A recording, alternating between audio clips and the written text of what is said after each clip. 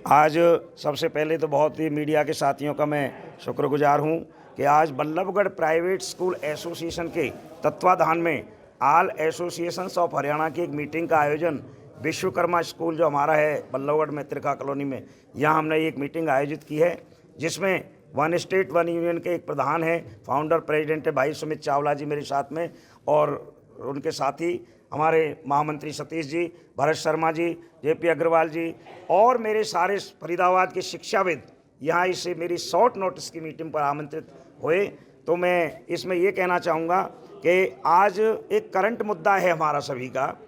कि फरीदाबाद के अंदर, हरियाणा के अंदर दो प्रकार के स्कूल की कैटेगरी बनी हुई है। एक स्कूल हैं जो परमानेंट स्कूल हैं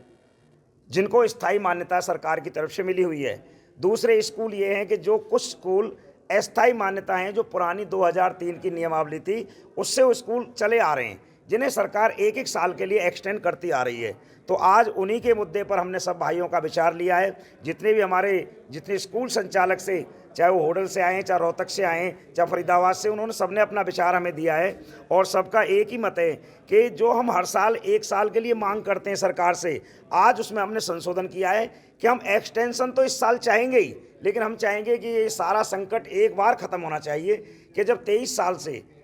जब पुरानी मान्यता पर ये स्कूल चले आ रहे थे, जब कोई नियम नहीं था और उसी नियम पर हमको एक कलम से सरकार स्थायी मान्यता कर दे, तो ये आज फैसला हुआ है। और मेरी दूसरी एसोसिएशन जो हमारे अब जो पहुंची हैं उनका भी, और यमुनानगर के एसोसिएशन का समर्थन है। आपकी बता दूं, मैं हिसार के एसोसिएशन का हमें समर्थन प्राप्त हुआ है, क्योंकि कुछ साथियां हैं, उन साथियों को भी इस मीटिंग में पहुंचना था। उन्होंने हमें कहा है कि प्रधान जी जो इतना विषय आप लोगे, आल हरियाणा यदि एकत्रित करना पड़े, तो आज निर्णय हुआ है और सभी ने ये राय दी है कि हम एक हफ्ते के अंदर, यानी मंडे से और अगले हफ्ते के अंदर, अपने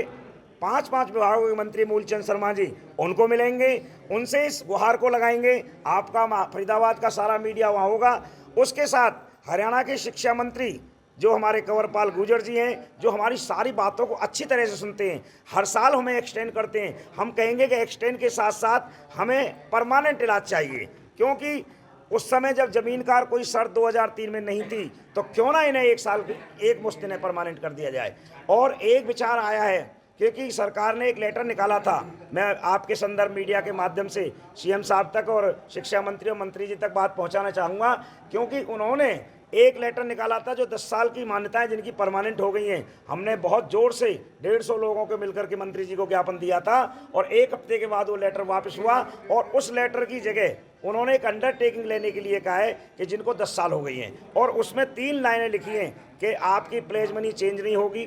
परमानेंट के लिए, और आपकी जगह का कोई प्रस्ताव नहीं होगा, और आप जो 2000 केवल आपको अंडरटेकिंग देनी होगी। और उसमें लिखा है एग्जिस्टिंग और डीम्ड रिकॉग्नाइज्ड स्कूल। मैं आपके माध्यम से, चैनल के माध्यम से ये कहना चाहता हूँ कि हमारे शिक्षा मंत्री, मुख्यमंत्री और मूलचंद जी जो 5 विभाग के मंत्री हैं, वो इस बात पर गौर करें, क्योंकि ये स्कूल कम फीस पर गली में, देहात में या कॉलोनियों में शिक्षा देने वाले स्कूल हैं। जगह बढ़ाई नहीं जा सकती। जब 25 साल से स्टेट टॉपर का ये रिजल्ट दे रहे हैं, तो हमारी मंत्रियों से, शिक्षा मंत्री से, मुख्यमंत्री से ये मांग है कि इन्हें वन टाइम एक शर्त पर, जैसे आप हरियाणा के गेस्ट टीचरों को रेगुलर कर सकते हैं, तो इन्हें भी इसी तरह से रेगुलर कर दिया जाए। और चाहे वन टाइम आप एफिलिएशन ना लेकर के एक एक साल में हमसे एफिलिएशन लें, लेकिन वो हर साल का जो चक्कर है कि अप्रैल का महीना आता है, स्कूल संचालक परेशान होते हैं, एडमिशन कर लेते हैं, फिर हम मांग करते हैं एक्सटेंड होता है, तो कहीं पीड़ा होती है स्कूल वालों को। और उस पीड़ा को निराकरण करने के लिए आज हमारे जो रोहतक से हमारे साथी आए, होडल से आए, फरीदाबाद से आए, उन्होंने हमें ये ताकत दी है। और आपके माध्यम से फरीदाबाद का जो जागरूक मीडिया है, उसके माध्यम से मैं ये कहना चाहूँगा कि सरकार, हालांकि लोगों ने अपने ओजस्वी विचार भी यहाँ दिए थे और उनकी पीड़ा भी है, उन्हें नींद भी नहीं आती है, उनके फार्म बच्चों के नहीं भरे जा रहे हैं, तो लाखों बच्चों का ये भविष्य है। और मैं कहना चाहूँगा कि ये मीडिया हमारी बात को, फरीदाबाद की को, शिक्षा मंत्री तक पहुंचाए और हमारी इस जायज़ मांग को मंत्री जी और शिक्षा मंत्री जी पूरा करें। और अगले हफ्ते हम इसी सिलसिले में शुरू हो जाएंगे, और यदि जल्दी से जल्दी ये मांग पूरी नहीं हुई, तो उन लोगों का ये कहना है कि जिस तरह से हम मांग करते हैं कि एक्सटेंड भी करें और इसको परमानेंट एक कलम से करें। मैं आपका बहुत बहुत धन्यवाद करता हूँ।